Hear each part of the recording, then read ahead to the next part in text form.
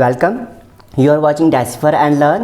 We are studying Chapter 2 National Income Accounting of Macroeconomics, Class 12. Our topic is GDP and welfare. Today we will study whether GDP is a good measure of welfare or not. GDP हमने study किया क्या होता है वो हम देखेंगे आगे definition भी. अब आज हम ये स्टडी करेंगे कि कैसे जीडीपी एक बेटर मेजर नहीं है वेलफेयर का. If a person has more income he or she can purchase more goods and services. In this we can say more income raises his और हर लेवल ऑफ वेलबींग. अब एक individual की income अगर बढ़ रही है तो इसका मीनिंग है कि उसका वेलबींग बढ़ रहा है.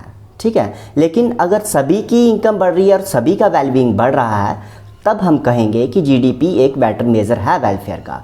लेकिन ऐसा नहीं होता है, वो हम आगे समझेंगे. यहाँ पे आपको पिक्चर दिखाई दे जीडीपी की फिगर का बढ़ जाना.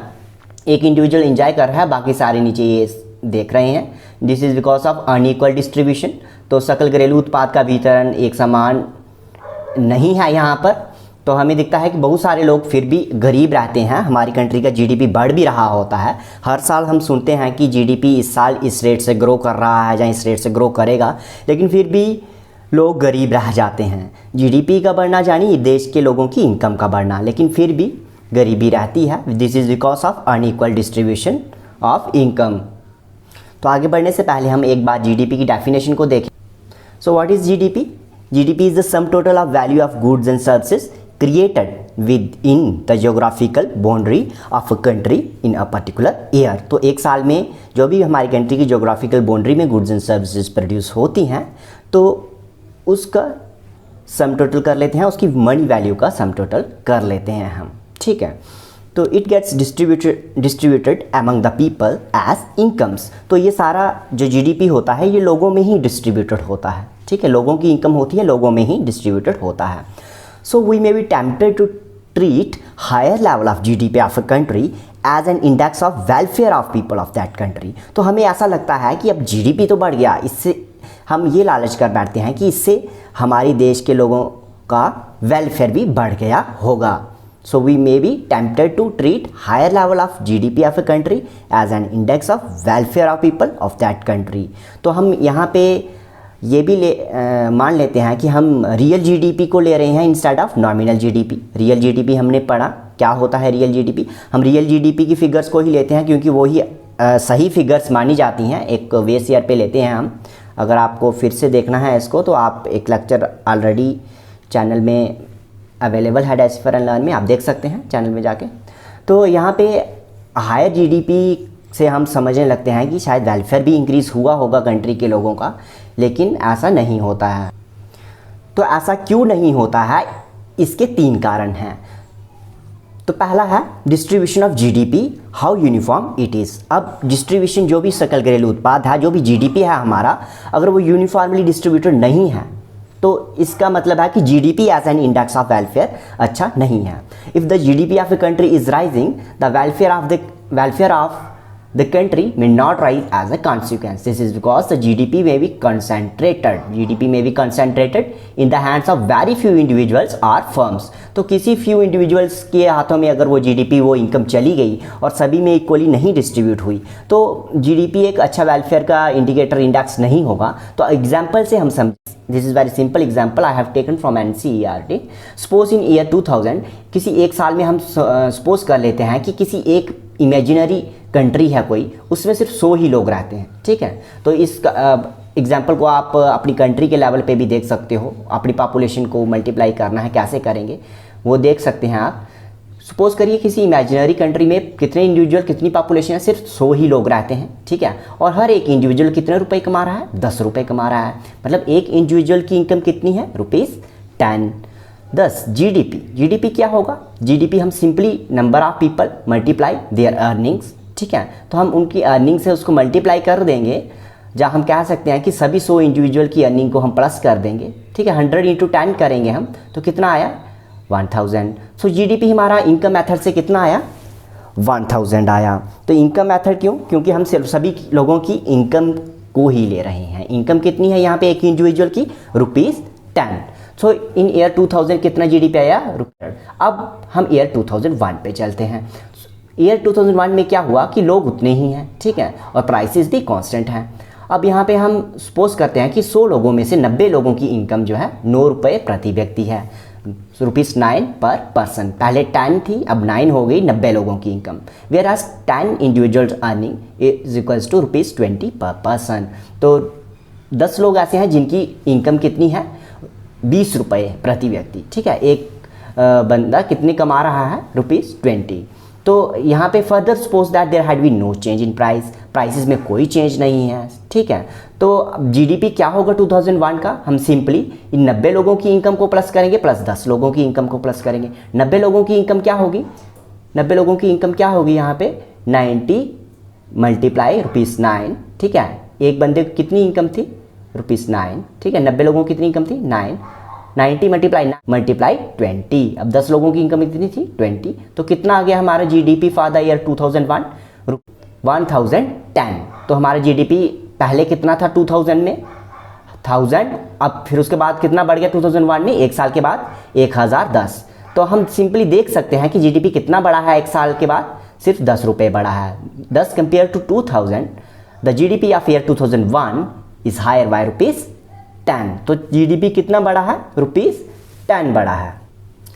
लेकिन अब यहाँ पे एक इंपॉर्टेंट बात है नोट करने वाली कि 90% लोगों का इनकम, यानी 100 में से 90 लोगों, 100 में से 90 लोग कितने हो गए, 90% हो गए, ठीक है। Income of the 90% people have fallen from ₹10 to ₹9। तो 90% लोगों की इनकम फॉल हुई है ₹9 से, 10 से ₹9। तो 90% लोगों की इनकम फॉल हुई है, जबकि राइस कितने लोगों की हुई है, whereas only 10% have benefited from rise in income. तो कितने लोगों की इनकम बढ़ी है, सिर्फ 10% लोगों की, फ्रॉम ₹10 टू ₹20। 10 लोग ऐसे थे जिनकी इनकम 10 रुपये से 20 रुपये हो गई है, ठीक है। पहले 10 रुपये थी ना, यहाँ पे देखा आपने, 10 रुपये से इनकी 20 हो गई, लेकिन 90 लोग ऐसे थे जिनकी 10 रुपये से 9 रुपये होगी, ठीक है। तो हम देख रहे हैं कि मैक्सिमम लोगों की इनकम जो है वो डिक्लाइन हुई है, मैक्सिमम लोगों की इनकम कम हुई है। तो इससे हमें ये पता चलता है कि जीडीपी हम जैसे लेते हैं सभी की इनकम का टोटल, तो जीडीपी एक अच्छा मेज़र ऑफ, एक अच्छा इंडेक्स ऑफ वेलफेयर नहीं हो सकता, क्योंकि हम यहाँ पे देख रहे हैं कि जीडीपी तो बढ़ा है, पिछले ईयर के कंपैरिजन में जीडीपी तो बढ़ा है, लेकिन वेलफेयर 90% लोगों का वेलफेयर कम हुआ है। This means that 90% of the people are worse off, though the GDP of the country has gone up. तो जीडीपी ऑफ द कंट्री बेशक बड़ा है, लेकिन वर्स ऑफ कितने लोग हुए हैं, जिनका बुरा हुआ है वो 90% पीपल हैं। तो मैक्सिमम लोगों का अगर बुरा हो रहा है, सिर्फ 10% लोगों का भला हो रहा है, तो इसका मतलब अनइक्वल डिस्ट्रीब्यूशन काफ़ी है, और जीडीपी हमें सही पिक्चर हमारे वेलफेयर की नहीं बता रहा। This implies GDP is not a good index of welfare. तो ये पहला रीज़न है कि कैसे जीडीपी एक अच्छा इंडेक्स नहीं है वेलफेयर मेजर करने। Now the second reason is non monetary exchanges. अब बहुत सारी एक्सचेंजेस ऐसी रहती हैं यहाँ पे पैसे का यूज़ ही नहीं होता।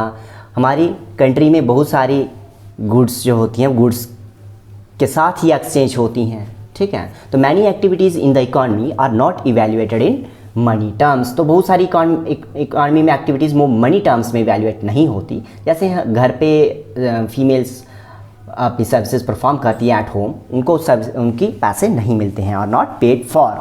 दूसरा रीज़न है वाटर एक्सचेंजेस। वाटर एक्सचेंजेस जो भी लेन देन होता है चीज़ों के बदले चीज़ें, उनमें कोई मनी का यूज़ तो होता नहीं। तो अब मनी का यूज़ ही नहीं हो रहा है, तो हम जीडीपी में उसको कैलकुलेट कैसे करेंगे। जीडीपी में प्लस थोड़ी किया जाता है, जा सकता है, क्योंकि जीडीपी तो एक मनी वैल्यू है, value of all goods and services है। तो इसीलिए वाटर एक्सचेंजेस भी जीडीपी में इंक्लूड नहीं होते। इसका मतलब जीडीपी बहुत चीज़ें छोड़ देता है जो नहीं मेजर करता है, ठीक है। ये दूसरा पॉइंट भी है। तीसरा, बड़े हमारी कंट्री में, जहाँ बहुत सारी कंट्रीज़ में ऐसे रिमोट रीजन्स होते हैं, यहाँ पे एक्सचेंजेस तो चल रहे होते हैं, ठीक है, एक्सचेंजेस चल रहे होते हैं इकॉनमी में, लेकिन वो जीडीपी में काउंट ही नहीं होते, ठीक है। उनको काउंट ही नहीं किया जाता जीडीपी में, क्योंकि वो इतने रिमोट हैं, इतने दूर हैं, उनको कैलकुलेट करना इतना आसान नहीं है। So this leads to underestimation of GDP. तो इससे भी जीडीपी की अंडर एस्टिमेशन होती है, क्योंकि हमने तो कैलकुलेट ही नहीं किया, जो हमारा जीडीपी था भी हमने उसको भी कैलकुलेट नहीं किया, ठीक है। बहुत सारी एक्सचेंजेस हमारे रिमोट रीजन, हमारे गांव में दूर दूर के, वहाँ पे भी एक्सचेंजेस हो रही थी, वहाँ पे भी खरीद फरोख्त हो रही थी, मनी का यूज़ बेशक हो रहा होगा, लोग इनकम अर्न कर रहे होंगे, लेकिन उनकी इनकम तो कैलकुलेट की ही नहीं। तो इससे ये हमें पता चलता है कि जीडीपी सभी की इनकम को कैलकुलेट अगर नहीं करता है तो इसका मतलब वो अंडर एस्टिमेशन है जीडीपी की। दस calculation of GDP. Thus, GDP calculated in the standard manner does not give us a clear indication of the productive activity and well-being of the country. तो GDP अगर स्टैंडर्ड मैनर में हम calculate करें भी तो वो हमें क्लियर पिक्चर नहीं देता, क्लियर इंडिकेशन नहीं देता हमारी इकॉनमी की प्रोडक्टिव एक्टिविटी की, जहाँ किसी देश के वेलबींग के बारे में। अब थर्ड मेजर रीज़न है why GDP is not an better index of welfare is externalities. अब एक्सटर्नलिटीज़ क्या होती हैं? ये positive and negative side effects of production and consumption होते हैं। ठीक है, क्या है डेफिनेशन अब देखेंगे हम। तो जैसे ग्रीन में हाईलाइटेड है, एक्सटर्नलिटीज़ रेफर्स टू गुड और bad impact of any economic activity without paying the price और पेनल्टी फॉर दैट। एक्सटर्नलिटीज़ हम उसे कहेंगे, ठीक है, उन अच्छे और बुरे प्रभावों को कहेंगे जो भी हम इकोनॉमिक एक्टिविटी करते हैं। इकोनॉमिक एक्टिविटी क्या होगी? जो मनी से रिलेटेड है। ठीक है, अगर हम उस इकोनॉमिक एक्टिविटी को कर रहे हैं और उसके पॉजिटिव और नेगेटिव साइड इफ़ेक्ट्स भी हैं, हम उनके लिए प्राइस नहीं पे कर रहे हैं, तो हम उसको एक्सटर्नलिटी कहते हैं। अब externality do not have any market in which they can be bot और सोल्ड। अब इन पॉजिटिव और नेगेटिव जो भी साइड इफ़ेक्ट्स हैं प्रोडक्शन कंजम्पशन के, गुड और बैड इम्पैक्ट हैं, इनको खरीदा और बेचा नहीं जा सकता। वो देखेंगे कैसे? ठीक है, एग्जाम्पल लेते हैं। Suppose there is an oil refinery, the output of the refinery is the oil it produces. अब एक रिफाइनरी है जो ऑयल प्रोड्यूस कर रही है, ठीक है, तो वो कच्चा तेल लेती है, क्रूड ऑयल लेती है, और उसकी फाइनल आउटपुट क्या होती है? प्योर ऑयल जो ऑयल प्रोड्यूस करती है। तो वैल्यू एडेड जो होगी, हम उसी को जीडीपी में कैलकुलेट करते हैं। जैसे आपने वैल्यू एडेड मेथड से देखा कि हम इंटरमीडिएट गुड को माइनस कर लेते हैं टोटल आउटपुट में से। तो इंटरमीडिएट आउटपुट क्या है यहाँ पे? Crude oil in this case. ठीक है, तो of the refinery will be counted as part of the GDP of the country. तो जो भी वैल्यू एडेड होगी रिफाइनरी की, तो वो उसकी मनी वैल्यू हम देखेंगे तो वो क्या होगा? किसी भी देश का जीडीपी हो जाएगा। सपोज करो अगर रिफाइनरी ही है सिर्फ, ठीक है, तो but refinery is also polluting the nearby river. अब एक रिफाइनरी एक रिवर को भी पॉल्यूट कर रही है, तो it may cause harm to the people using the water of the river. और ऐसा हो सकता है कि लोग रिवर का वाटर भी यूज़ कर रहे हों, तो ऐसा होता भी है। ठीक है, तो वो उस रिवर के वाटर को पल्यूट कर रही है वो रिफाइनरी, लेकिन उसके लिए वो कॉस्ट थोड़ी पे कर रही है, कोई कॉस्ट नहीं पे कर रही वो। तो इसलिए यहाँ पे लिखा भी है कि externalities do not have any market and in which they can be bought or sold. तो मार्केट होती नहीं कोई, यहाँ पे उसको पेनल्टी पड़ती हो, जहाँ कुछ खरीदने बेचने की कॉस्ट पड़ती हो, तो वो कंटिन्यूसली रिवर को पॉल्यूट करती जाती है। ठीक है, तो ये भी एक साइड इफेक्ट है प्रोडक्शन का। तो but refinery is also polluting the nearby river, it may cause harm to the people using the water of river. The output of the fish may reduce and impact the income of the fisherman. तो इस तरह से fisherman की income reduce हो सकती है। तो इससे क्या होगा? फिशरमैन का लाइवलीहुड, उनका जो भी इनकम थी वो चली जाएगी, क्योंकि वो इनकम कहाँ से आ रही थी? फिशेज़ वगैरह कैच करते थे और मार्केट में बेचते थे, वो उनकी लाइवलीहुड था। तो इस तरह से उनका लाइवलीहुड लॉस हो रहा है, लेकिन फर्म उसके लिए कोई कॉस्ट पे नहीं कर रही। तो ये भी नेगेटिव एक्सटर्नलिटी है। फॉर पॉल्यूटिंग द रिवर, अब रिवर को पॉल्यूट करने के लिए, for polluting the river refinery is not wearing any cost. तो रिफाइनरी कोई कॉस्ट नहीं वेयर कर रही, पॉल्यूट करती जा रही है रिवर को। Thus GDP does not take into account such negative externalities. तो हमने ये देखा कि जीडीपी इन नेगेटिव एक्सटर्नलिटीज़ को, इन साइड इफ़ेक्ट्स को कैलकुलेट नहीं कर रहा। ठीक है, हम जीडीपी तो बताते जा रहे हैं भाई कि प्रोडक्शन जो है ऑयल की वो तो बढ़ती जा रही है, जीडीपी तो इंक्रीज होता जा रहा है, लेकिन हम उन नेगेटिव एक्सटर्नलिटीज़ को छोड़ रहे हैं, उस कॉस्ट को छोड़ रहे हैं कैलकुलेट करना, जो एक्चुअली में उस रिफाइनरी ने किसी और को बेयर करने के लिए मजबूर किया है। So in this case we take GDP as a measure of welfare of the economy, we shall be overestimating the actual welfare। तो यहाँ पे हम अगर हम इस नेगेटिव एक्सटर्नलिटी को इंक्लूड नहीं कर रहे, तो हम जीडीपी के मेज़र को ओवर एस्टिमेट कर रहे हैं। ठीक है, जीडीपी के मेज़र को ओवर एस्टिमेट कर रहे हैं कि जीडीपी बढ़ गया और लोगों का वेलफेयर इंक्रीज़ हो गया, इससे हम ओवर एस्टिमेट कर रहे हैं एक्चुअल वेलफेयर को, जबकि एक्चुअल वेलफेयर डिक्रीज हुआ है क्योंकि इससे नेगेटिव एक्सटर्नलिटी फेस करनी पड़ी है फिशरमैन को, जहाँ उन लोगों को जो वाटर रिवर का वाटर यूज़ कर रहे हैं और वो वाटर अब पॉल्यूटेड है। This was an example of negative externality. तो ये एग्जाम्पल किसकी होगी? Negative externality. तो इसी तरह से पॉजिटिव एक्सटर्नलिटीज़ भी होती हैं। There may be positive externalities as well. In such cases, GDP will underestimate the actual welfare of the economy. तो पॉजिटिव एक्सटर्नलिटीज़ भी होती हैं। पॉजिटिव एक्सटर्नलिटी क्या होगी? जैसे आपके घर के सामने किसी ने गार्डन मेंटेन किया है, उसने तो पैसों से गार्डन को मेंटेन किया होगा ना, लेकिन आप अपने घर से उस गार्डन को देख सकते हैं, आप उस सीनिक ब्यूटी को देख सकते हैं, तो वो आपके लिए एक पॉजिटिव एक्सटर्नलिटी है। ठीक है, तो ये पॉजिटिव एक्सटर्नलिटी की और भी एग्जांपल्स हो सकती हैं। जैसे आपका घर ऐसी कॉलोनी में है जहाँ सभी के घर काफ़ी अच्छे हैं, तो उसकी वजह से आपके घर की वैल्यू भी बढ़ जाती है, तो ये भी एक पॉजिटिव एक्सटर्नलिटी है।